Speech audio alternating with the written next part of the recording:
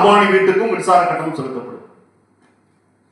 குடிநீர் கட்டணம் நம்ம எவ்வளவு செலுத்துறோமோ அதே குடிநீர் கட்டணம் தான் அவர்களுக்கு செலுத்தப்படுது. கார்பரேட் டாக்ஸ் சொல்லக்கூடியது 32% 12% குறைக்கப்பட்டிருக்கு. இதெல்லாம் எதற்காக சொல்ல வரேன்னா, இந்த சமூகம் எவ்வளவு ஒரு ஏற்றத்தாழ்வு மிகுந்த சமூகமா இருக்கு.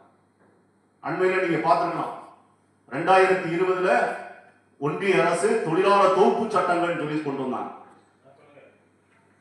டாக்டர் அம்பேத்கர் அவர்களால் உருவாக்கப்பட்ட அரசியலமைப்பு கட்டமைப்புக்கு எதிராக 44 சட்டங்கள், அடிமட்ட தொழிலாளர்களுக்கான சட்டங்கள் அப்படி ஒட்டுமொத்தமாக கலைக்கப்பட்டது. 4 சட்டங்கள் அங்க சுருக்கினார். அந்த 4 சட்டங்கள்ல ஒரு பிரிவு தான் 12 மணி நேர வேலை. இந்திய ஒன்றிய அரசு 2020 கொண்டு வரப்பட்டது. அந்த சட்டம் எப்படி கொண்டு வரப்பட்டது? இந்திய விவசாயிகள் போராட்டம். 3 அரசு ஊழியர்கள் எத்தனை சதவீதம் பேர் இருக்காங்க? 3% பேர் இருக்காங்க. அரசு சார்ந்த நிறுவன ஊழியர்கள் எவ்வளவு பேர் இருக்காங்க? 5% பேர் இருக்காங்க.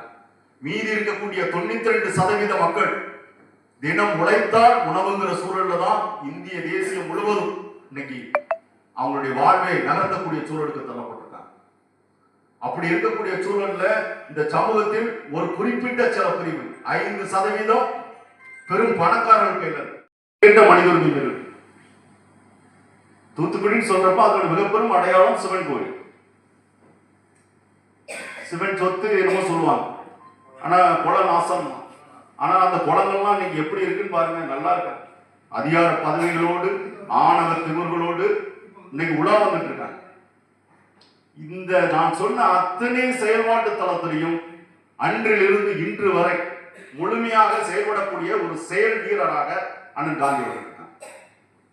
இன்னைக்கு நாங்க எங்களை போன்றவர்கள் பல்வேறு கட்ட ரீதியான பல்வேறு இந்த மண் சார்ந்த உழைப்பாளர்கள் இல்லாமல் இந்த உலகம் உருவாக்கப்பட்டிருக்குமா? காடு மேடா இருந்த சமூகம் இந்த உழைப்பால் தான் இன்னைக்கு நாகரிக உலகமாக மாறப்பட்டது. ஆனா இன்னைக்கு தொழிலாளருடைய நிலைமைகள் இன்னைக்கு உண்மையிலேயே மனித உரிமைகளை சார்ந்து